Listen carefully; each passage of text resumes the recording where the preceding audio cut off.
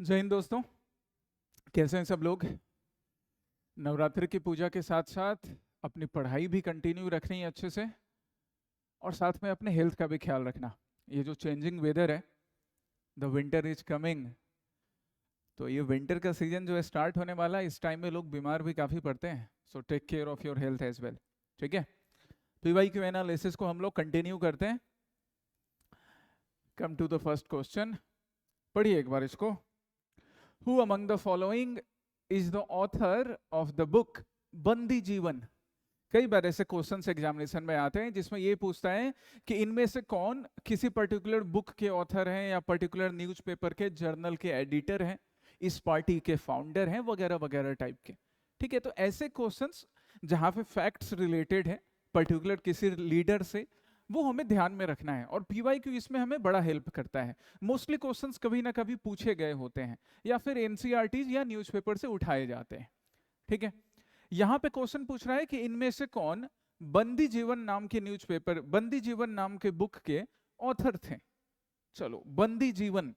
अब ये बंदी जीवन जो बुक है, ये नाम देखकर हमें इतना तो आइडिया लग रहा है,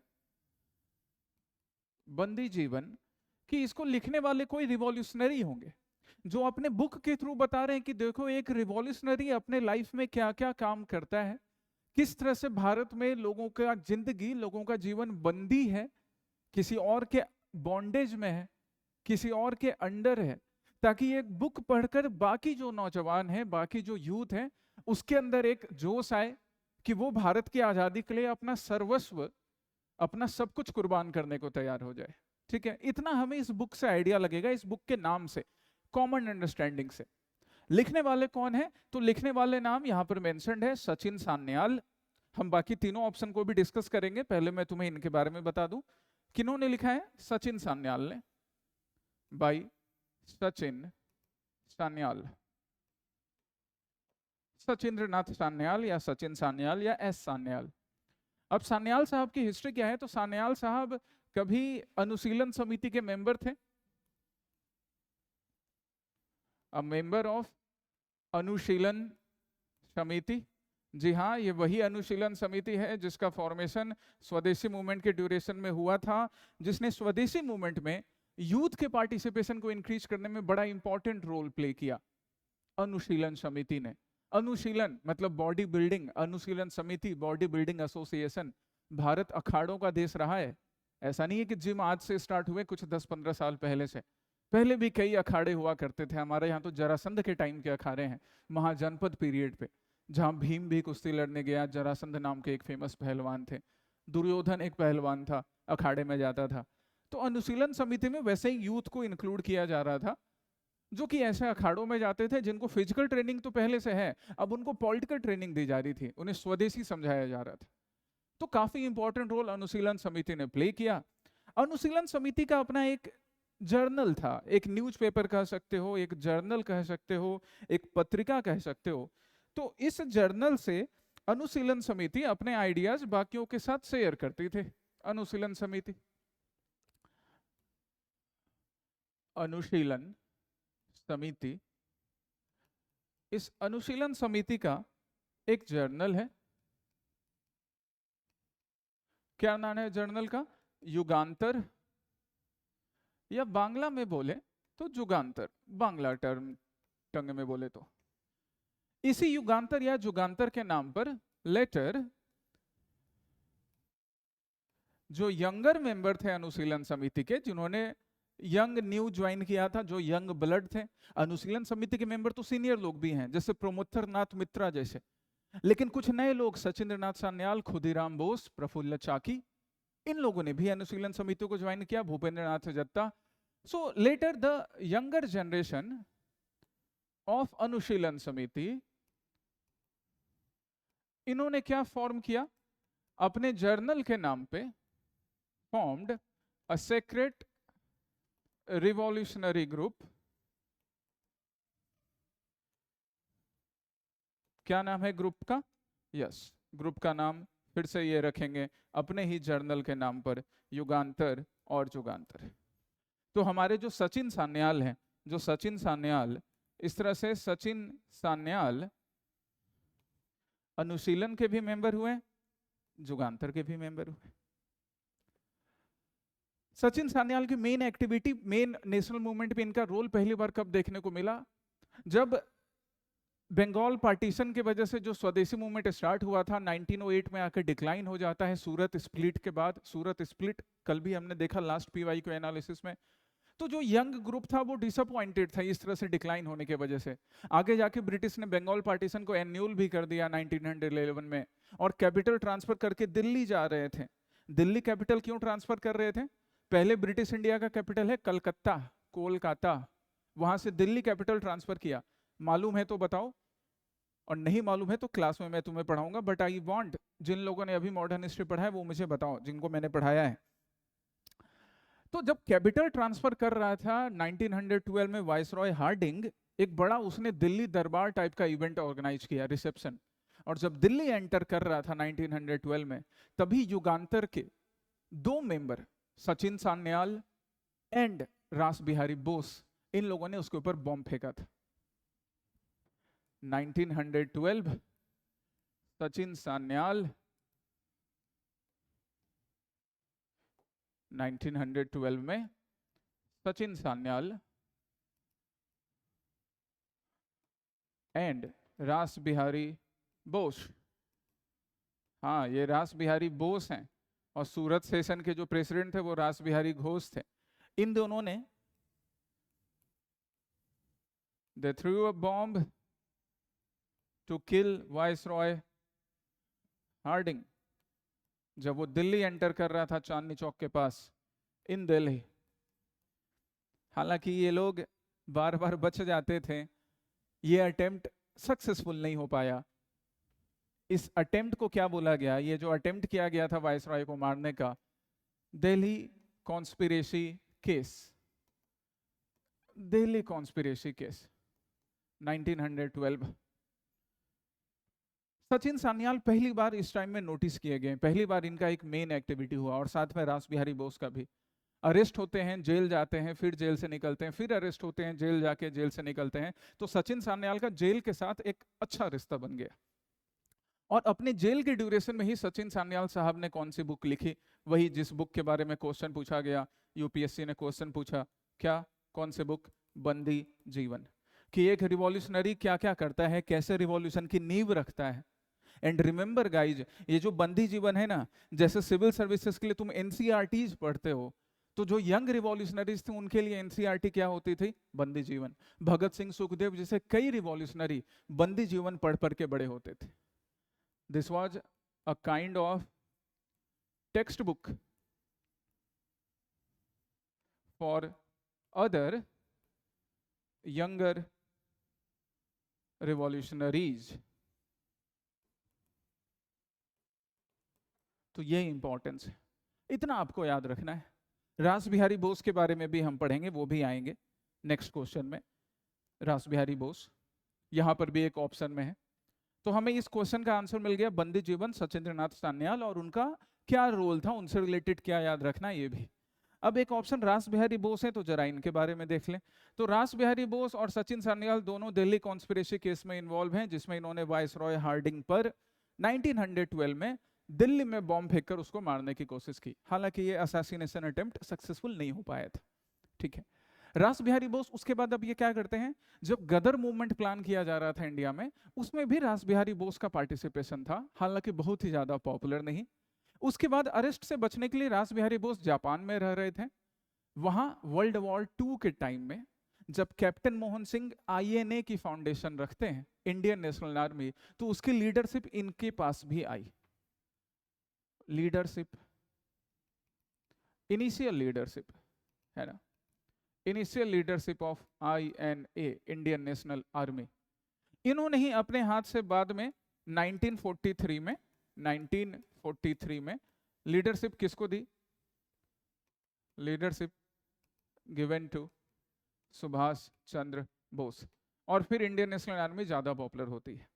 तो रास बिहारी बोस जी का ये इन्वॉल्वमेंट है, पहले दिल्ली कॉन्स्पिरेसी केस में सचिन सान्याल के साथ, फिर उसके बाद थोड़ा इन्वॉल्वमेंट गदर मूवमेंट में, थोड़ा, बहुत ज्यादा नहीं हो पाया, और फिर यहाँ सेकेंड वर्ल्ड वॉर में आईएनए के साथ, कैप्टन मोहन सिंह के साथ मिलकर आईएनए का लीडरशिप संभालना, और फिर वो लीडरशिप किसको ट्रांसफर करना, सुभाष चंद्र बोस को, नेताजी सुभाष चंद्र बोस को।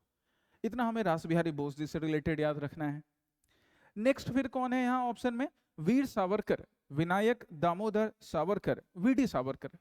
तो विनायक दामोदर सावरकर के लिए क्या, विनायक दामोदर सावरकर अपने भाई के साथ मिलकर पहले क्या बनाते हैं, मित्र मेला, महाराष्ट्र में मित्र मेला, मित्रों का ग्रुप, यंग लोगों का, यंग मराठी लोगों का, महाराष्ट्र का एक ग्रुप। जब मित्र मेला के लोगों की एक्टिविटी के वजह से मित्र मेला को इलीगल डिक्लेयर कर दिया ब्रिटिश ने, तो इन्होंने मित्र मेला का नाम चेंज कर दिया।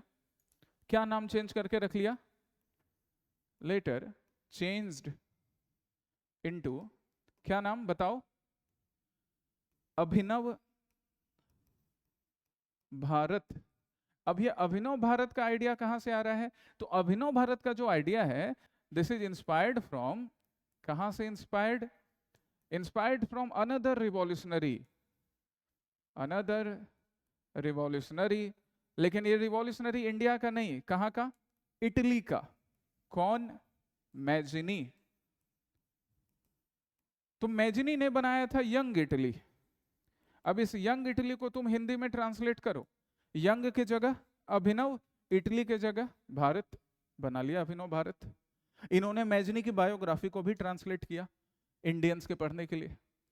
वीडी सावरकर फिर लंदन जाते हैं और वहां पर ये लिखते हैं, भारत का पहला स्वतंत्रता संग्राम, फर्स्ट वॉर ऑफ इंडिपेंडेंस, सन 1857, ईयर 1857। यस, इसी बुक में इन्होंने 1857 को क्या बुलाया, स्वतंत्रता संग्राम की पहली लड़ाई। ये वीडी सावरकर का रोल है। इतना हमें वीडी सावरकर के बारे में याद रखना है। एक और ऑप्शन इसमें कौन है, अरुणा आसफ अली। अरुणा आसफ अली जी कौन है, तो रास बिहारी बोस, सचिन सान्याल, ये सारे, और हमारे वीडी सावरकर। तो रास बिहारी बोस, वीडी सावरकर, सचिन सान्याल, ये सब रिवॉल्यूशनरी। अरुणा आसफ अली रिवॉल्यूशनरी नहीं। अरुणा आसफ अली जो हैं गांधीयन आइडिया पे चल रही हैं। ये गांधीयन आइडिया पे चलने वाली leader,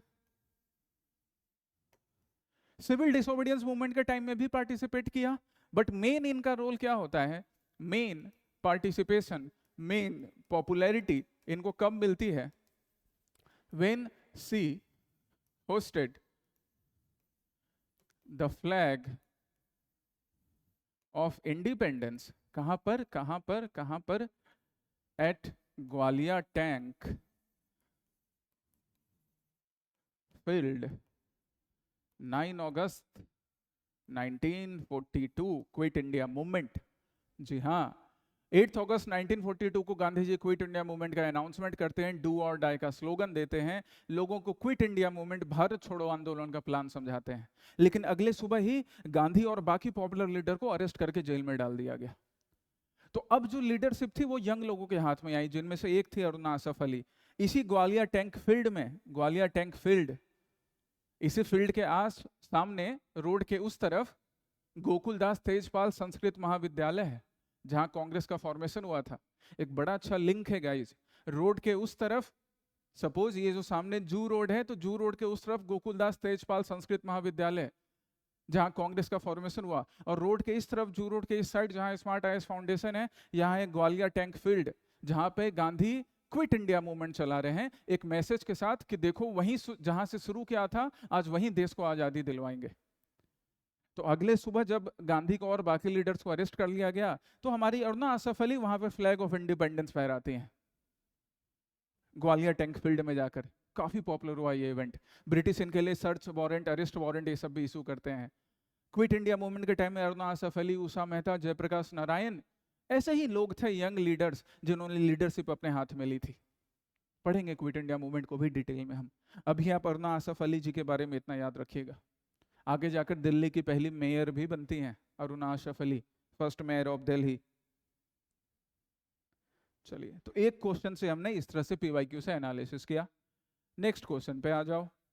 next question, in the elections held in 1937 में जो इलेक्शन होता है, in which of the two provinces was the INC, Indian National Congress, not able to emerge as the single largest party? Not लगा हुआ है। 1937 में जो elections हुए हैं, 1937 के provincial elections, assembly elections, elections in provinces, कितने प्रोविंसेस में इलेक्शंस हुए थे 1937 में? Total 11 provinces. ठीक है, ये याद रखना है, 11 प्रोविंसेस में, 11 प्रोविंसेस में इलेक्शंस हो रहे हैं। तो इन प्रोविंसेस में से 2 प्रोविंस है जहां पे कांग्रेस का परफॉर्म है, कांग्रेस सिंगल लार्जेस्ट पार्टी के फॉर्म में इमर्ज नहीं करती है। कौन थे उनमें से? अच्छा क्वेश्चन है, और जरा 1937 का इलेक्शन देखते हैं, तुम्हें इस क्वेश्चन का आंसर भी मिल जाएगा और बाकी चीज जो इस क्वेश्चन के एनालिसिस से हमें चाहिए वो भी सीखने को मिल जाएगा। Come to the elections of 1937। Elections of 1937 कितने प्रोविंसेस में? मैंने बोला 11 प्रोविंसेस में। कौन से एक्ट के according? As per which act? Government of India act 1919 या 1935? तुम बताना ये चीज, यहां क्वेश्चन मार्क छोड़ रहा हूं, नहीं मालूम पड़े तो नेक्स्ट वीडियो में मैं एक्सप्लेन कर दूंगा। 1937 के इलेक्शन में 11 प्रोविंसेस में इलेक्शंस होते हैं। 1937 में कांग्रेस इलेक्शन में पार्टिसिपेट करे या नहीं करे, इस चीज को लेकर कंफ्यूजन में थी। तो इस कंफ्यूजन को दूर करने के लिए 2 कांग्रेस का सेशन होगा इसके पहले 1936 में, लखनऊ सेशन, ये चीज भी सीख लीजिए, लखनऊ सेशन, और इसी साल एक और क्या, फैजपुर सेशन। पहली बार रूरल एरिया में कांग्रेस का सेशन हो रहा था। कहां पर? फैजपुर में। प्रेसिडेंट कौन है?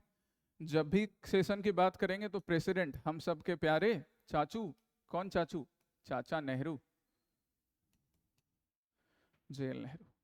तो इन सेशन में कांग्रेस ने डिसाइड किया कि यस, हम गवर्नमेंट ऑफ इंडिया एक्ट 1935 को बॉयकॉट करते हैं, लेकिन फिर भी we are participating into the election. क्यों? क्योंकि अगर इलेक्शन में पार्टिसिपेट करके प्रोविंसेस में अपनी सरकार बनाएंगे तो वो टाइम पीरियड जब इंडिया में पॉलिटिकल इनएक्टिविटी है, सीडीएम बंद पड़ चुका है, at least we would gain the political experience to run the country in future. और ये फायदा हुआ, वो पॉलिटिकल या एडमिनिस्ट्रेटिव एक्सपीरियंस जो कंट्री को रन करने के लिए चाहिए वो इनको मिला। कांग्रेस का एक लार्जर ग्रुप अब ये सोच रहा था कि जब इनएक्टिव हैं, जैसे एक बार 1922 में हुआ, नॉन कोऑपरेशन खत्म होने के बाद स्वराज पार्टी बनी, कांग्रेस खिलाफत स्वराज पार्टी, सेम वैसा ही कुछ हालात अभी थे।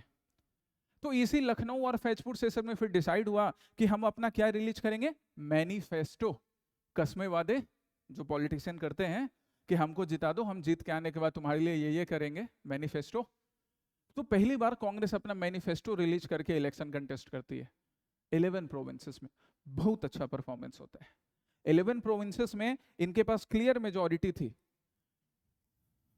किन किन में क्लियर मेजॉरिटी थी? देखो परफॉर्मेंस, क्वेश्चन का आंसर भी मिल जाएगा। And out of this 11 provinces कहां पे क्या परफॉर्मेंस हुआ?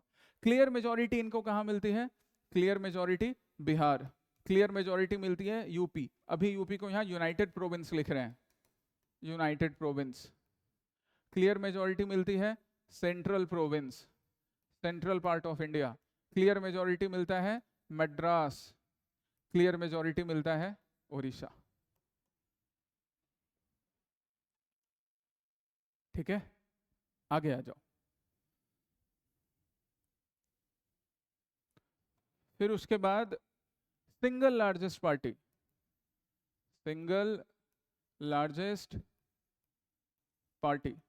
सिंगल लार्जेस्ट पार्टी ये कहां कहां बनते हैं? तो सिंगल लार्जेस्ट पार्टी बनते हैं असम, सिंगल लार्जेस्ट पार्टी बनते हैं NWFP, सिंगल लार्जेस्ट पार्टी बनते हैं बंगाल, सिंगल लार्जेस्ट पार्टी बनते हैं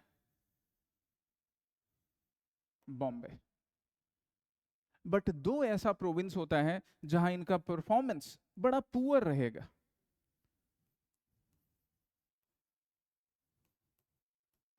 पुअर परफॉर्मेंस, पुअर परफॉर्मेंस कहां? यहां पंजाब एंड सिंध, यहां पुअर परफॉर्मेंस रह रहा है कांग्रेस का।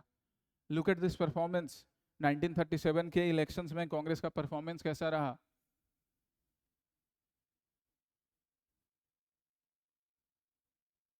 दिख रहा है, ध्यान रखना है इस चीज को। अच्छा एक और चीज ध्यान दो, अब तुम्हें आंसर तो मिल गया, पंजाब एंड सिंध जहां पे कांग्रेस सिंगल लार्जेस्ट पार्टी नहीं बन पाई, यही था ना क्वेश्चन में, यही था ना क्वेश्चन में, तो आंसर क्या होगा? आंसर तो हमें मिल गया कि आंसर होगा भैया क्या, ए। लेकिन मैं हमेशा बोलता हूँ सिर्फ आंसर रट के काम नहीं चलाना है, तो आ जाओ आगे, ध्यान दो जरा यहाँ। कांग्रेस का परफॉर्मेंस मैंने तुमको दिखाया 11 प्रोविंस में, जरा इस पे ध्यान दो, 11 प्रोविंस में कांग्रेस के परफॉर्मेंस पे क्लियर मेजॉरिटी मिल रहा है, Bihar, United province, central province, Madras and Orissa. यहाँ पे ठीक ठाक हिंदू पॉपुलेशन था जहां पे कांग्रेस को क्लियर मेजॉरिटी मिली।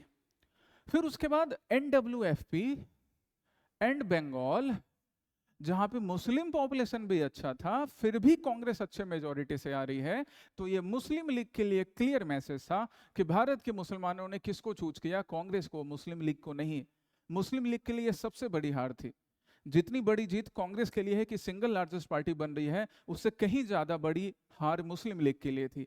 इसलिए जिन्ना इससे काफी खिन्नाए हुए थे, काफी भन्नाए हुए थे, गुस्साए हुए थे, और ये कांग्रेस के लिए एक बड़ा अचीवमेंट था। आसाम में भी ठीक ठाक मुस्लिम पॉपुलेशन था, यहाँ भी कांग्रेस सिंगल लार्जेस्ट पार्टी बनती है। बॉम्बे में भी जो कम्युनिस्ट लीडर थे उनके कंपेरिजन में सिंगल लार्जेस्ट ही पार्टी बनकर आती है। स्पेशली इन दोनों प्रोविंस में NWFP एंड बंगाल, यहाँ पे कांग्रेस का सिंगल लार्जेस्ट पार्टी बनना मुस्लिम लीग के लिए एक बड़ा मैसेज था।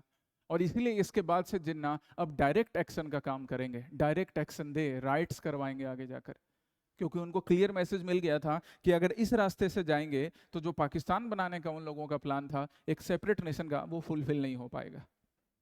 बाकी पंजाब एंड सिंध में इनका परफॉर्मेंस पुअर रहा था। ये 1937 का असेंबली इलेक्शन है, फिर इसके बेसिस पे सरकारें बनेंगी। कुछ 26 मंथ के अराउंड, 26 मंथ के अराउंड ये लोग वर्क करेंगे। 1939 में वर्ल्ड वॉर सेकेंड स्टार्ट होगा। वर्ल्ड वॉर सेकेंड स्टार्ट होता है, ब्रिटिश गवर्नमेंट, ब्रिटिश एम्पायर बिना इंडियन लीडर से बात किए इंडिया को वर्ल्ड वॉर 2 का एक पार्टी डिक्लेयर कर देती है कि Indians would also fight from the sides of British empire to the world war second. Leaders बोलते कि भाई हमसे पूछे बिना हमारा पार्टिसिपेशन कैसे डिक्लेयर किया। यहीं पे CWC बैठ के डिसीजन लेती है कि अब कांग्रेस मिनिस्ट्रीज रिजाइन करेंगे। कुछ कांग्रेस मिनिस्ट्रीज थी जो रिजाइन नहीं करना चाहती थी, कुर्सी से थोड़ा प्यार हो गया था, तो गांधी जी ने एक फेमस कोट दिया तभी कि I know this is a bitter pill, कड़वी दवा है, बट कभी कभी कड़वी दवा अच्छे सेहत के लिए खानी पड़ती है। ये कड़वी दवा पहले भी और भी यूज हुआ है, रिसेंटली भी, याद करो कहाँ। तो गांधी जी ने बोला कि कड़वी दवा है बट ये कड़वी दवा निगलना पड़ेगा देश हित के लिए, तब जाके इन लोगों ने रिजाइन किया 1939 में। फिर आगे हम कहानी देखेंगे, अगस्त ऑफर, क्रिप्स मिशन वगैरह वगैरह। ठीक है, यहाँ आंसर हमारा क्लियर। नेक्स्ट क्वेश्चन पे आ जाइए। नेक्स्ट क्वेश्चन क्या है, consider the following statements. After forming the Indian national army Subhash Chandra Bose, वैसे सुभाष चंद्र बोस ने फॉर्मेशन नहीं किया था माय डियर, इस चीज को ध्यान रखना है। फॉर्मेशन पहले ही मोहन सिंह और रास बिहारी बोस ने कर लिया था। इनको लीडरशिप दी गई और फिर INA पॉपुलर होता है। First statement, recruited a large number of soldiers from the Indian prisoners of war in Japanese camp. एकदम सही बात है, इंडियन POWs को यूज करना। Indian POWs, prisoners of war, मतलब जो वॉर के कैदी हैं, इंडियन कैदी। ऐसा एक बार पहले भी प्लान किया गया था गदर मूवमेंट में। इसलिए मैं तुमको जब गदर मूवमेंट पढ़ाता हूं तो मैं तुमको बोलता हूं ना कि गदर मूवमेंट भले सक्सेसफुल नहीं हो पाया, इमीडिएट गोल नहीं अचीव कर पाया। कई बार जब लड़ाई होती है ना, तो लड़ाई सिर्फ आज के लिए नहीं होती है, लड़ाई का रिजल्ट आगे जाकर भी निकलता है, कई सालों के बाद, कभी कभी सदियों के बाद भी। लेकिन वो लड़ाई भी लड़नी चाहिए कि आगे आने वाली जनरेशन याद रखे कि कोई तो था हमारे लिए कभी खड़ा, उनसे हमने ये तो सीखा। चाहे वो रिवॉल्ट ऑफ 1857 हो या इसी रिवॉल्ट से इंस्पायर्ड होकर गदर मूवमेंट हो, यहाँ पर भी इंडियन POWs को यूज किया गया था। तो उसी तरह इंडियन POWs को यूज करके जो इंडियन सोल्जर्स जापानीज कैप्टिविटी में थे, तो एक तो जापानीज टॉर्चर का डर, नेशनलिज्म, सुभाष चंद्र बोस जी की पॉपुलर लीडरशिप, और ब्रिटिश का रेसियल ट्रीटमेंट इंडियंस के अगेंस्ट में। ब्रिटिश अपनी जान बचाकर तो निकल गए, लेकिन इंडियंस को छोड़ दिया जापानियों के हाथे मरने के लिए। तो इन सब चीज के वजह से जो इंडियन POWs हैं वो एक लीडरशिप चाहते थे। लीडरशिप मिल गई सुभाष चंद्र बोस की, सबने खुशी खुशी कदम कदम बढ़ाए जा, खुशी के गीत गाए जा, ये जिंदगी है कौम की, तू कौम पर लुटाए जा, ये गाते हुए INA में आ गए। First statement is correct. Second, introduced a women's detachment named after Rani of Jhansi. बिल्कुल, सुभाष चंद्र बोस ने यहाँ वर्ल्ड की फर्स्ट विमेन रेजिमेंट का भी फॉर्मेशन किया। वर्ल्ड की फर्स्ट विमेन रेजिमेंट में से एक झांसी की रानी रेजिमेंट, जिसकी पहली कमांडर बनी कैप्टन लक्ष्मी सहगल। जब सुभाष चंद्र बोस आईएनए के लिए पैसे चंदा इकट्ठा कर रहे थे तो एक लड़की निकल कर आती है भीड़ से, वो बोलती है कि मैं लड़ तो नहीं सकती, तो मैं ये ज्वेलरी आपको दे रही हूँ जो मेरी माँ ने मेरी शादी के लिए इकट्ठा करके रखा था। सुभाष चंद्र बोस को ये बात लगी कि यार इस लड़की में भी लड़ने का जज्बा है, तो क्यों नहीं लड़ सकती है। उन्होंने तुरंत रानी की झांसी रेजिमेंट बना दिया। काफी फ्यूचरिस्टिक सोच था सुभाष चंद्र बोस जी का, नेताजी सुभाष चंद्र बोस का। दोनों स्टेटमेंट करेक्ट है। इससे रिलेटेड हमको क्या ढूंढना है, करेक्ट ढूंढना है, तो आंसर क्या होगा, सी। चलिए नेक्स्ट क्वेश्चन पे चलते हैं।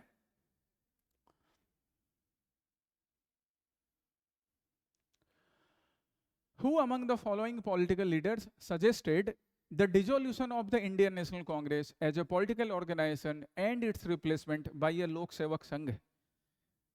अब कुछ लोग ये वाला क्वेश्चन पढ़ के बड़ा खुश होंगे कि इनमें से किस लीडर ने बोला था कि कांग्रेस को डिसॉल्व कर दो और उसका रिप्लेसमेंट के फॉर्म में क्या रहेगा, लोक सेवक संघ। बट ज्यादा खुश होने की बात नहीं है। इंडियन हिस्ट्री पढ़ रहे हैं, पॉलिटी भी पढ़ते हैं, बस उसको पॉलिटिक्स से दूर रखना है ना। लोक सेवक संघ महात्मा गांधी, एमके गांधी, इसका आंसर महात्मा गांधी है। महात्मा गांधी की डेथ से कुछ दिनों पहले इन्होंने हरिजन में, जो इनका जर्नल है, जो इनकी पत्रिका है हरिजन, उसमें इन्होंने एक आर्टिकल लिखा था कांग्रेस के नाम पैगाम कह के, कांग्रेस के नाम मैसेज कह के। डेथ होने से कुछ दिनों पहले, डेथ कब हुई, बर्थ एनिवर्सरी तो अभी गया है, डेथ कब होती है बताना। तो डेथ होने से कुछ दिनों पहले, इंडिपेंडेंस के बाद ही डेथ हुई है ना, जस्ट 1 साल भी पूरा नहीं हो पाया, अनफॉर्चुनेटली बापू नहीं रहे। तो गांधी एक पैगाम लिखते हैं हरिजन में कि मुझे लगता है कि कांग्रेस जिस पर्पस के साथ बनी थी, अब वो पर्पस फुलफिल भी हो चुका है क्योंकि देश को आजादी मिल गई।